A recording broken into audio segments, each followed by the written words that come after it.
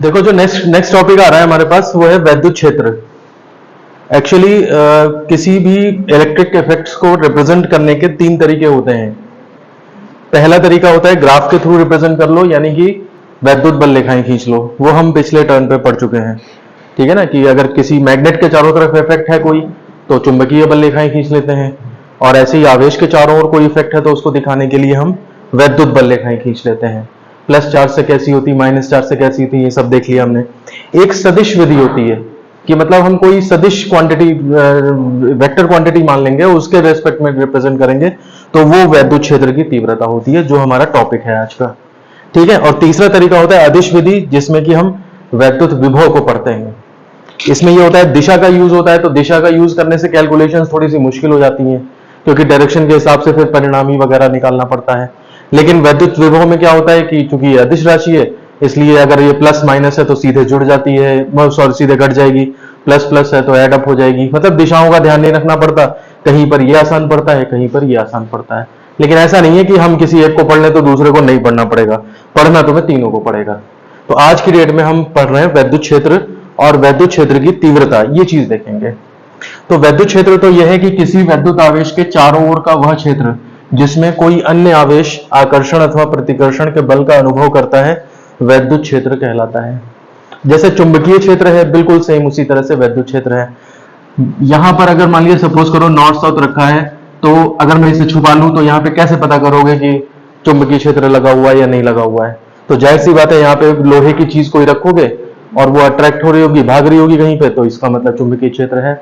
या कंपास रख लोगे, कंपास, और वो तुम्हें बता देगा कि हाँ भाई नॉर्थ साउथ डायरेक्शन या किसी पर्टिकुलर डायरेक्शन में रुक रहा होगा, तो वो पता लग जाएगा मैग्नेटिक फील्ड है। तो मैग्नेटिक फील्ड पता करने के लिए हमें वो पता करना पड़ेगा कि उसके अंदर एरिया या जोन जिसमें कि लोहे पे या कोई भी और चुंबकीय पदार्थ है, तो उस पे वो फोर्स अप्लाई कर रहा हो, तो उससे पता लग जाएगा तुम्हें कि चुंबकीय क्षेत्र लगा है। सेम ऐसे ही अगर मान लिया सपोज करो कोई आवेश है हमारे पास, तो उसके चारों ओर वो जोन जिसमें कोई अन्य आवेश अगर हम रख दें, जैसे मान लिया प्लस Q0 रख दिया और ये भी प्लस है, तो प्रतिकर्षण लगने लगेगा। और माइनस का ये है या ये माइनस का है तो ये आकर्षण लगने लगेगा। बहरहाल किसी भी तरह का अगर फोर्स एक्सपीरियंस करता है कोई दूसरा चार्ज, तो हम कहेंगे कि ये जो है वो ये किसी वैद्युत क्षेत्र में रखा गया है, इसने जनरेट किया है, ये कहलाएगा सोर्स चार्ज जो जनरेट कर रहा है। और इसका इस्तेमाल हम कर रहे हैं पता करने के लिए कि चार्ज है या नहीं, मतलब कोई वैद्युत क्षेत्र है या नहीं, तो ये तुम्हारा कहलाएगा टेस्ट चार्ज, परीक्षण आवेश, और ये तुम्हारा सोर्स चार्ज, ठीक है ना, जो जनरेट कर रहा है स्रोत आवेश, या इस तरह से बोल सकते हो। तो वही चीज है कि कोई चार्ज दूसरा रख के देखो, उस पर फोर्स लग रहा है तो ठीक वैद्युत क्षेत्र है, नहीं तो नहीं है। ये समझ लो ऐसा हो गया जैसे बुखार है, कोई मुझे गरम गरम सा लग रहा है, बुखार है, बस ये पता लग गया वैद्युत क्षेत्र। लेकिन बुखार कितना है ये कैसे पता करोगे? तो इसके लिए थर्मोमीटर इस्तेमाल करना पड़ेगा, तब डॉक्टर बताएगा कि हाँ भाई 9900 है, तो जरा सी एक सॉफ्ट तुम्हें गोली दे देगा, और 101 102 है तो थोड़ा ज्यादा मात्रा में पैरासीटामोल देगा, और 104-5 है तो फिर और ज्यादा जैसे आती हैं 650 mg की गोलियां आती हैं, वो सारी की सारी देगा। तो वैसे ही है, वैद्युत क्षेत्र तो पता लग गया, लेकिन वैद्युत क्षेत्र की तीव्रता बताने का मतलब है कि वो जो विद्युत क्षेत्र लगा है वो कितना स्ट्रांग है। तो अब ये स्ट्रांग कैसे पता करा जाएगा? तो जाहिर सी बात है, अगर हमने यहां पर इस चार्ज को रखा और ज्यादा फोर्स लग गया तो इसका मतलब ज्यादा स्ट्रांग वैद्युत क्षेत्र है, और कम फोर्स लगा तो कम स्ट्रांग है। यही तो पता करने का तरीका है। जैसे चुंबकीय क्षेत्र में तुमने कील को रखा, लोहे की आलपिन को रखा, और वो बहुत तेजी से भागी, तो इसका मतलब स्ट्रांग मैग्नेटिक फील्ड है, और धीमे से वो अट्रैक्ट हो रही है तो कम मैग्नेटिक फील्ड है। समझ रहे हो बात को? तो उसी से फॉर्म डेफिनेशन बनाई गई है। वैद्युत क्षेत्र की तीव्रता जो है, इंटेंसिटी ऑफ इलेक्ट्रिक फील्ड क्या होती है? वैद्युत क्षेत्र में किसी बिंदु पर वैद्युत क्षेत्र की तीव्रता उस बिंदु पर रखे एकांक परीक्षण आवेश पर लगने वाले बल के बराबर होती है। डेफिनेशंस कैसे बनाई जाती हैं फिजिक्स में, ध्यान दो थोड़ा सा।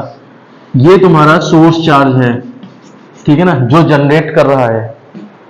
मुझे टेस्ट करना है इस पॉइंट P पर कितना वैद्युत क्षेत्र की तीव्रता है, तो इसके लिए मैं ये कहूंगा कि वैद्युत क्षेत्र में किसी बिंदु पर वैद्युत क्षेत्र की तीव्रता, देखो इसने जनरेट कर दिया ना वैद्युत क्षेत्र, और इस कोई बिंदु है, इसमें मुझे चाहिए कितनी है क्षेत्र की तीव्रता, तो कैसे निकलेगी? उस बिंदु पर रखे एकांक परीक्षण आवेश पर लगने वाले बल के बराबर होती है। तो मैं एकांक परीक्षण आवेश न लेकर के जो भी मिल रहा है मुझे, मैंने प्लस Q0 ये परीक्षण आवेश यहां पे रख दिया, और इसके ऊपर मान लिया सपोज ये प्लस प्लस थे, तो इसके ऊपर फोर्स लगने लगा क्या? F। तो Q0 पे F लग रहा है फोर्स। डेफिनेशन ये कहती है एकांक परीक्षण आवेश पर लगने वाले बल के बराबर होती है।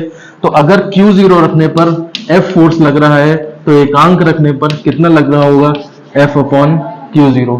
तो एकांक परीक्षण आवेश पर लगने वाला बल F अपॉन Q0 होगा, और वही F अपॉन Q0 मेरा क्या कहलाएगा?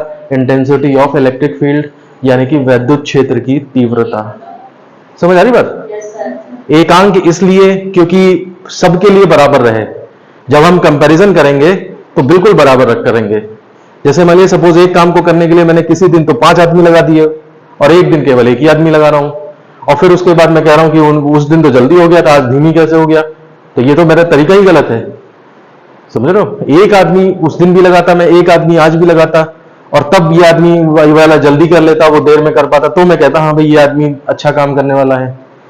समझ रहे हो? वहां पे मैंने 5 लगा दिया, यहाँ पे तो बराबर बिल्कुल सिचुएशन दी जाती है हर सिचुएशन में। तो इसीलिए एकांक परीक्षण आवेश लगता है। अगर मैं ये कह दूं ना कि एकांक हटा दूं यहां से, तो फिर क्या मतलब बनेगा? कि परीक्षण आवेश पर लगने वाले बल के बराबर है। तो परीक्षण आवेश किसी ने 2 कूलम ले लिया तो कम फोर्स लगेगा, किसी ने 10 कूलम ले लिया तो ज्यादा फोर्स लग जाएगा। समझ आ रही कुछ बात क्या बोल रहा हूं? तो फिर कहेंगे कि अलग अलग वैद्युत क्षेत्र की तीव्रता है, ऐसा नहीं है। एकांक सबके लिए सिचुएशन बराबर रख के देंगे हम, इसीलिए एकांक वर्ड का इस्तेमाल किया जाता है। तो यहां से ये फॉर्मूला हमारा डेवलप हो जाता है। अब तुम देखो यहाँ पे फोर्स सदिश राशि है, ये अदिश है, तो इसलिए ये भी सदिश राशि बन जाएगी।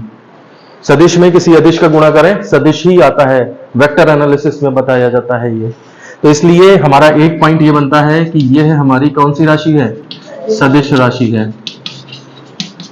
उसके बाद दूसरा पॉइंट बनता है इसकी यूनिट क्या होगी? तो इसकी न्यूटन होती है और इसकी कूलम होती है।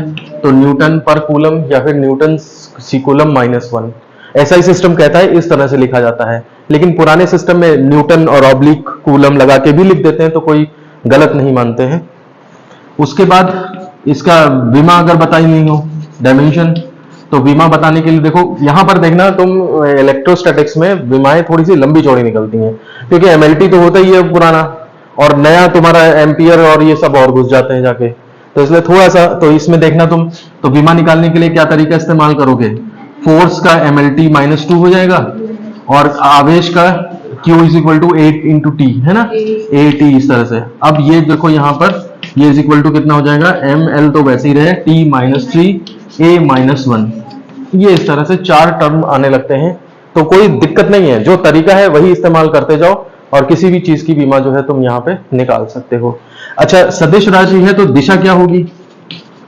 इलेक्ट्रिक फील्ड की दिशा क्या होगी? तो दिशा जो है वो जो बल की दिशा है, जो बल की दिशा है ना, वही तुम्हारा इलेक्ट्रिक फील्ड की दिशा हो जाएगी। क्योंकि ये वेक्टर, दोनों वेक्टर बराबर है ना। वेक्टर बराबर होने का मतलब क्या है? उसके परिमाण भी बराबर होंगे और उसकी दिशा भी बराबर होगी। नियम सारे पुराने जो पढ़ चुके हैं उसी से आएंगे निकल के, कोई नई चीज नहीं बताई जाती कभी भी किसी क्लास में। तुमने जो 7th तक पढ़ा वही 8th में, उससे रिलेटेड चीजें 8th में आएंगी, जो 8th तक पढ़ा उसी से रिलेटेड चीजें अब आएंगी। समझ रहे हो बात को?